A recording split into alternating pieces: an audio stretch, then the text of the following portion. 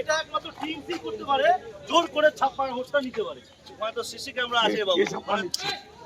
আপনার যে polling agent ছিল কাশীনাথের স্ত্রী, তিনটে ভোট একদম পুরো নিজেরা বায়ান দিয়ে গেল, তিনটে ভোট ইচ্ছাকৃতভাবে জোর করে ছাপ দিয়ে নিচ্ছে। হ্যাঁ, সিসি ক্যামেরা তো কি হবে। গোয়ালপুকুর বিধানসভার উকুশভাষা এলাকায় তৃণমূল প্রার্থী গোলাম রব্বানী ও বিজেপি প্রার্থী সরজিৎ বিশ্বাস মুখোমুখি। বচসা ছাপ্পা ভোট মারার অভিযোগ বিজেপি প্রার্থীর সরজিৎ বিশ্বাসের। অন্যদিকে কেন্দ্রীয় বাহিনী থাকতে ছাপ্পা ভোট হয় কি করে, পাল্টা দাবি তৃণমূল প্রার্থী গোলাম রব্বানীর। দীর্ঘক্ষণ ধরে দুই প্রার্থীর মধ্যে ব্যাপক বচসা চলে। পরে কেন্দ্রীয় বাহিনীর হস্তক্ষেপে পরিস্থিতি স্বাভাবিক হয়। দেখেন 205 নম্বর বুথে এখানকার যে টিএমসি যে পোলিং এজেন্ট আছে, তিনি যে সমস্ত ভোটাররা ঢুকতেছে তাদেরকে জোর করে ওই ইভিএমে তাদের ইচ্ছা মতন টিএমসিতে সাপ দিয়ে করে নিচ্ছে। কিন্তু এখানে তো অভিযোগ অস্বীকার করতেছে। উনি তো বলতেছে বাইরে গেল কেন্দ্র বাহিনী থাকতে কি করে ছাপ্পা। তাদের কাছে কেন্দ্র বাহিনী ভিতরে ঢোকার কোনো নির্দেশ নেই। হ্যাঁ, সেটা প্রিসাইডিং অফিসারের ওখানটায় তত্ত্বাবধানে ভোট হচ্ছে। প্রিসাইডিং অফিসার বাকি যারা আছে তাদেরই একমাত্র ওই ভোট ঘরে ঢোকার অধিকার আছে, বাদ বাকি কারণ নেই। এখানটা কেন্দ্র বাহিনীকে দোষারোপ করলে হবে না।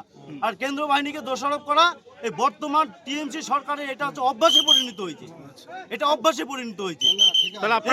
আমি চাচ্ছি যেভাবে এখানটা 205 নম্বর বুথে জোর করে ভোট দেওয়া হলো, টিএমসি জোর করে ভোট নিয়েছে। এইখানটা সিসি ক্যামেরা যে আছে সেটা তদন্ত করে নিরপেক্ষভাবে এটা মানুষ যাতে নিরপেক্ষভাবে এই বুথের ভোট হয় পুনরায়, আমি এটা চাচ্ছি, ডিপোলিং চাচ্ছি। কি নাম আপনার? আমার নাম সরজিৎ বিশ্বাস। এটা কত নম্বর বুথ? আমি এটা 205 নম্বর বুথ। আসলে বিজেপি 5 to 10% ভোট পাবে না এখানে। এই একটা বুথ আছে, এখানেও আমি লিড করব।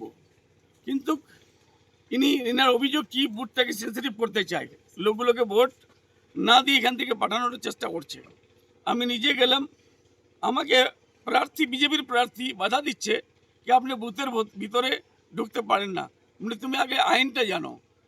আমাকে তো লাগিয়ে লাগে তুমি শিক্ষিত মানুষ, শিক্ষিত হলে এগুলো কথা বলতে না তুমি।